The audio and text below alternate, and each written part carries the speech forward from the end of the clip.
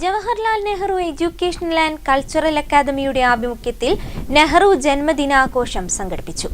ആധുനിക ഇന്ത്യ നെഹ്റുവിന്റെ ദീർഘദർശനം എന്ന വിഷയത്തിൽ സെമിനാറും സംഘടിപ്പിച്ചു. നെഹ്റുവിന്റെ 135-ാം ജന്മവാർഷിക ദിനാചരണം MK രാഘവൻ MP ഉദ്ഘാടനം ചെയ്തു.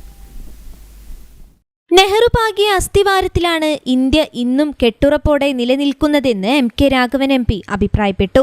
Jawaharlal Nehru educational and cultural അക്കാദമിയുടെ ആഭിമുഖ്യത്തിൽ സംഘടിപ്പിച്ച നെഹ്റുവിന്റെ 135-ാം ജന്മവാർഷിക ദിനാചരണം ഉദ്ഘാടനം ചെയ്ത് സംസാരിക്കുകയായിരുന്നു അദ്ദേഹം.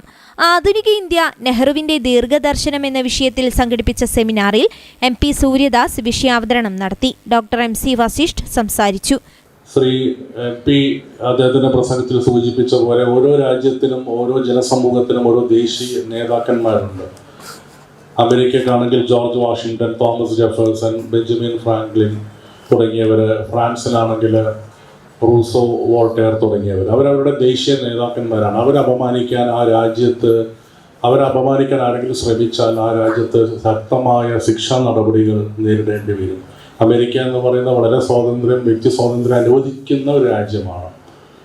പക്ഷേ ഇന്ത്യയിൽ നിങ്ങൾക്ക് ഇഷ്ടം പോലെ നെഹ്റുവിനെ അപമാനിക്കാം, പരിഹസിക്കാം, അദ്ദേഹത്തെക്കുറിച്ച് നിഘണ്ടുവിൽ ഇല്ലാത്ത മോശം വാക്കുകൾ ഉപയോഗിക്കാം. അങ്ങനെ നെഹ്റു എല്ലാ അർത്ഥത്തിലും കുഴിച്ചു മൂടാൻ ശ്രമിക്കുന്ന ഒരു കാലഘട്ടത്തിലാണ് നമ്മൾ ജീവിക്കുന്നത്. Academy chairman V. അബ്ദുറസാഖ് അധ്യക്ഷനായി. DCC president advocate K. Praveen Kumar മുഖ്യപ്രഭാഷണം നടത്തി.